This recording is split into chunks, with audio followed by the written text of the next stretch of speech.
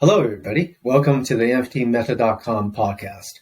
I'm Alan Chang. I'm the co-founder of the website as well as the host of the podcast. And with us today is Joe Pan, who is the executive director of Hong Kong-based Impact NFT Alliance.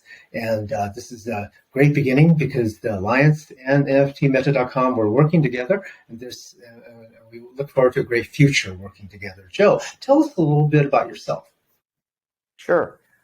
So the Alliance, before we started the Alliance or joining the Alliance, I've been covering them from a different perspective as a observer, as well as a volunteer. And as you know, I work at another crypto-focused media, and so I've been watching and covering crypto space, including especially the outbursts of the NFT space for the last 2 years.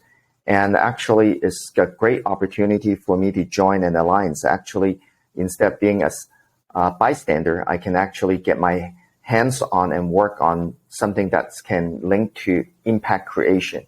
So the alliance started back in 2021, in the early months of 2021, when NFT was not even a household name, and most people cannot even figure out what non-fungible means. And along the way, from the very beginning, the Alliance was founded with the mission to incentivize impact creations and also find ways to link all NFT projects to either create impacts that's linked to sustainable development goal that's defined by the United Nations, or find a way to incentivize the funding of such projects. Excellent. And so the Alliance, what is the mission of the Alliance, and how does the Alliance promote ESG? So, as I mentioned, incentivizing such behaviors, and the goal is to actually linking the digital world or in the metaverse world or digital assets to actually create real impact in the physical world. So as we know today, a lot of digital assets, there's very much household name of the NFT, people collecting it as a digital assets, or they find ways to make it to the metaverse that's trading with the game and gamifications of the digital assets and using NFT as part of the game, or linking to various real physical assets.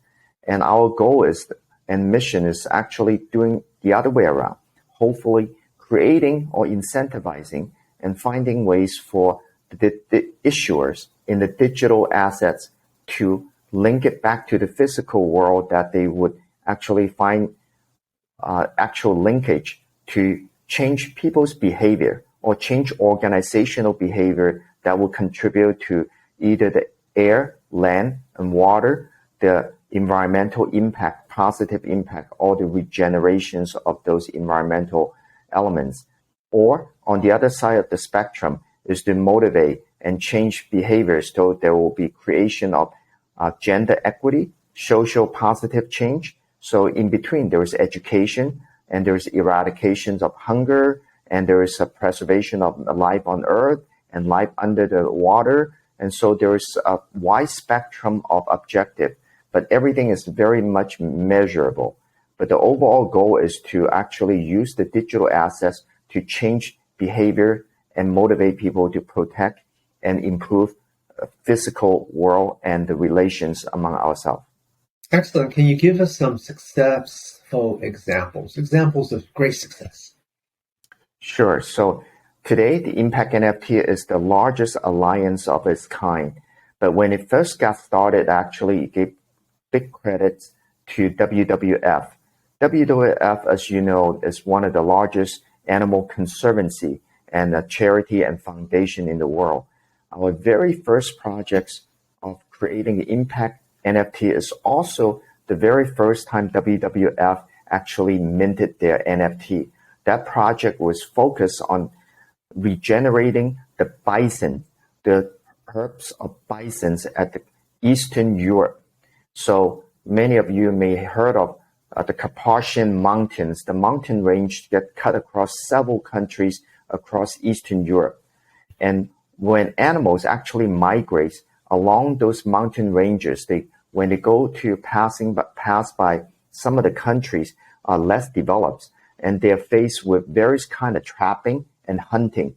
And some locations and some countries actually overhunt and overkill those various animals, of which one of them is the European bison. And the bisons are huge animal, and they're definitely a source of proteins and for people who needed the meat, but they're mainly sold for their fur. And so what WWF worked together was to try to find a way to change the behavior of those trappers and those people actually hunting them for merely selling the fur for a very small price. They don't even care about the meat. And what we came up with is how can we link a digital assets of NFT and find a way to use the NFT. So at this point, this is where we look into what is exactly an NFT.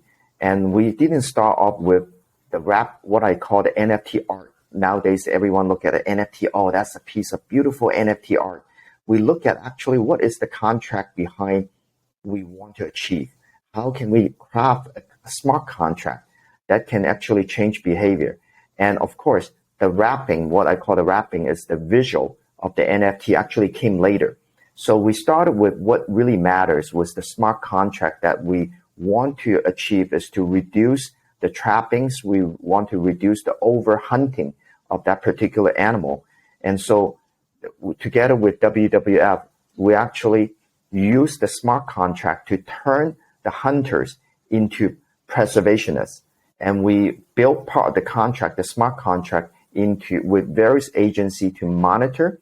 And the hunters were actually motivated and incentivized to stop killing the animal and actually turn them into the tracking and collecting the data of the migration of those animals. And they get paid equally or even more by protecting them or being the part of the group that will protect and preserve and regenerate those animals. So I would say that we actually created art later, and that was actually a statue, 3D animations of that WWF collaborations of the Impact NFT, and they became a signature, a hallmark for WWF in Eastern Europe, specifically in Romania. And it actually was our first project that was so successful. We're also known for it. Since then, there were several animal conservancies, including the Peace Park in Africa. The Peace Park is an animal conservancy, the largest animal conservancy in Africa that started by actually Nelson Mandela, and with the purpose of keeping the tourism money to benefit the local indigenous community. So since then, we, thanks to the collaboration with WWF, our reputation has grown, and actually we have incoming inquiries for collaborations almost on a weekly basis from global organizations such as the WWF and specific various kind of advocacy coming to us and see how can we work together to change behavior. So back to our original mission is we want to use digital asset to change physical world. That's a great example because you actually helped change behavior of people who were destroying these bisons to become people who are saving these bisons for future generations. That's a great example. So as a result, our last question, Joe, is you think NFTs, especially impact NFTs, is an asset class that is here to stay? Definitely. So we have seen the markets. Of course, the crypto markets has gone up and down, and we're going into potentially what they call the crypto winter, or back in the 2017 or 18 or so that we were in the deep of the crypto winter. And now we saw a major correction. But however, NFT's adoption has not slowed down at all. Matter of fact, we see the other way around. We see massive adoption, especially in the corporate side. So if you look at the NFT, where this is really a smart contract wrapped into some kind of visual. Therefore, we sell sometimes somewhat misguided focus into focusing on the visual instead of the smart contract. But our goal is to make sure accentuate the smart contract and its results of social and environmental change. And we see a lot more adaptations from the corporate and business world in the NFT. So give you an example will be the NFT used as the ESG way to motivate not only the individuals, but actually corporate to get into how they can use both NFT to achieve and deliver ESG. So for example, we also minted PepsiCo's Lay chips, Frito-Lay, and now it's called the Lay's corporate units for them for what we call a smile campaign. Frito-Lay, 1,000 smiles. So that is a perfect example of corporate brands seeing NFT as not only a way to do brand and marketing, but they also see this as a sustainable way of actually for them to deliver ESG. So in this case, Lay's Chip found a way, they've been doing corporate charity works and ESG works. They say, how can we actually not just do it ourselves, but motivate others to join our efforts? And so they used NFT. We actually, Impact NFT, together with his sister company and the tech firm behind all the mintings called Project Art, actually minted their Lay's Chip 1,000 smile, and where they funded multiple initiatives and charity works behind their regular corporate ESG work. So that's what's a better way to not only still continue to do it, but do it in a larger scale and getting the credit and also having that branding and the reputation of being together in the cutting edge of the technology. Thank you, Joe. That's very exciting. It sounds like there's a great future, not only for Impact NFTs, but also for Impact NFT Alliance, because globally there is a huge demand, as you said, in the corporate world for this as well. Well, that's fantastic. We're very happy to have you as our first guest of NFTmeta.com podcast. And we hope all of you will come back and join us regularly for these podcasts in the future. Thank you very much. Have a good day. Thank you.